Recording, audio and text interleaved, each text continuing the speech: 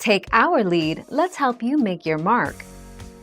Our goal is your satisfaction. Let us show you the way.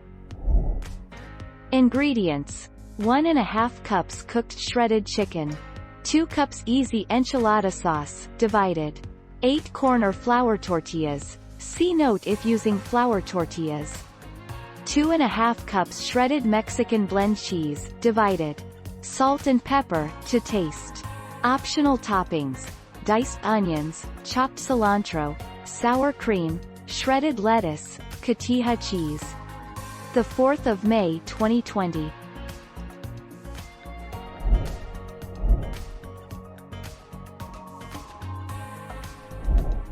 Take our lead. The main difference between green enchilada sauce, verde sauce, and salsa verde is that enchilada sauce is cooked, and salsa verde is raw. Enchilada sauce also requires liquid, either stock or water, but salsa verde ingredients are simply blended together and eaten as is. 29 April 2019.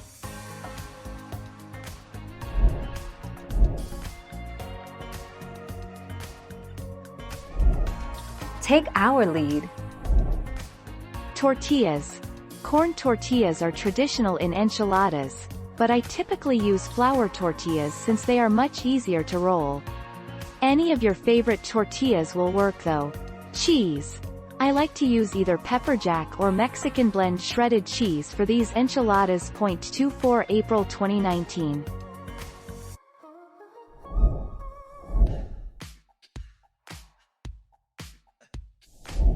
Let's help you make your mark.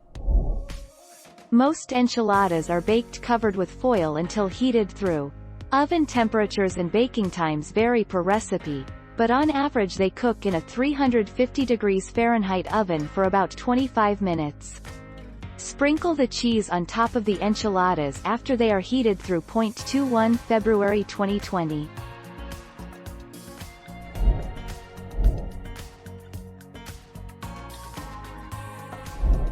Let's help you make your mark.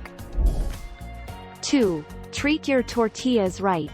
The most important tip for avoiding soggy enchiladas is to briefly fry your tortillas in hot oil before you fill and roll. This creates a little bit of a barrier so that the tortillas don't soak up too much of the sauce and therefore start to break down. 25 April 2019. Thank you for watching. Please subscribe and hit the bell notification.